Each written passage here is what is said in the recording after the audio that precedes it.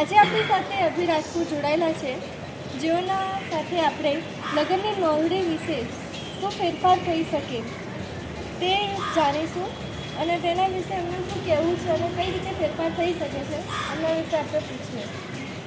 લગ્નની નોંધણી વિશે હું એટલું કહેવા માંગીશ કે અમુક આ સમાજના અગ્રણી નેતા અને અમુક બીજા ઘણા બધા લોકો જે લોકોને અમુક એજ્યુકેશનની સમજણ નથી તેવા લોકો દ્વારા અમુક આ કાયદાની માગણી કરવામાં આવે છે. આ કાયદાના આધારે એક તો આપણા આર્ટિકલ 21નો ઉલ્લંઘન થાય છે.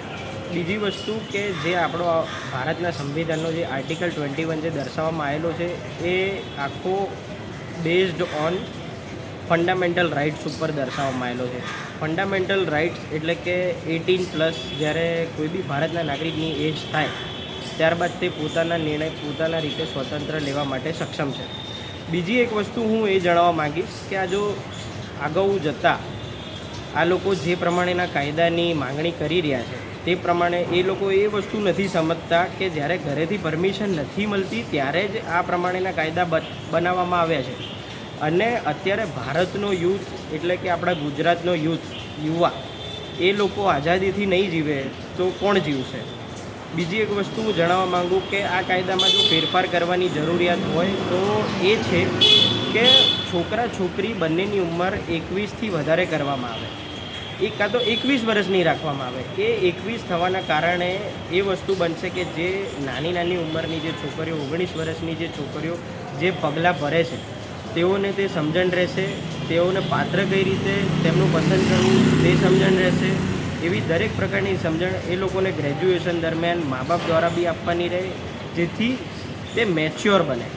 જે કારણે આ કાયદામાં આ મુજબના ફેરફાર કરવાની જરૂર છે, નહીં કે મા બાપની પરમિશન.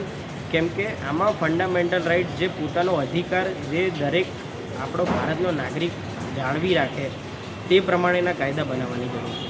ભાગીને લગ્ન કરે છે તે લોકો માટે કોઈ ચિંતા જેવી વાત નથી. કાયદો એ કાયદો છે, કાયદાનું કામ કરશે. અને આપણા ભારતના સંવિધાનમાં ફંડામેન્ટલ રાઇટ્સ એવો કાયદો છે કે જે દરેકને પોતાનો નિર્ણય લેવા માટે સક્ષમ છે. એટલે જે લોકો ભાગીને લગ્ન કરે છે એ લોકો માટે કોઈ ચિંતા જેવી વાત નથી. બંધારણમાં બી એવા ઘણા બધા રસ્તા છે જે દરેક મુજબના કાયદા આગળ બનતા રહેશે. નમસ્તે મિત્રો, હું છું ચાંદની પરમાર. આપની મનપસંદ ચેનલ એટલે કે દીવ મિરર ન્યૂઝ ચેનલને લાઈક કરો, શેર કરો અને ફોલો કરો.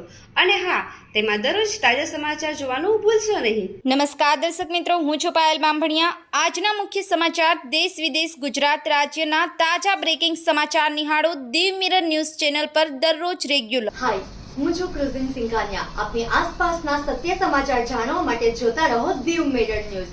અને હા, લાઈક અને સબસ્ક્રાઇબ કરવાનું ભૂલતા નહીં. Thank you. નમસ્કાર મિત્રો, હું ફિરોઝ ઈરાની આજે તમને એક નવી વાત કરવા આવ્યો છું. દીવ મિરર ન્યૂઝ જોતા રહો, સબસ્ક્રાઇબ કરવાનું ભૂલતા નહીં અને શેર કરવાનું પણ ભૂલતા નહીં. સત્યની સાથે જોડાતા રહો. નમસ્તે મિત્રો, હું છું ચાંદની પરમાર. આપની મનપસંદ ચેનલ એટલે કે દીવ મિરર ન્યૂઝ ચેનલને લાઈક કરો, શેર કરો અને ફોલો કરો. અને હા, તેમાં દરરોજ તાજા સમાચાર જોવાનું ભૂલશો નહીં.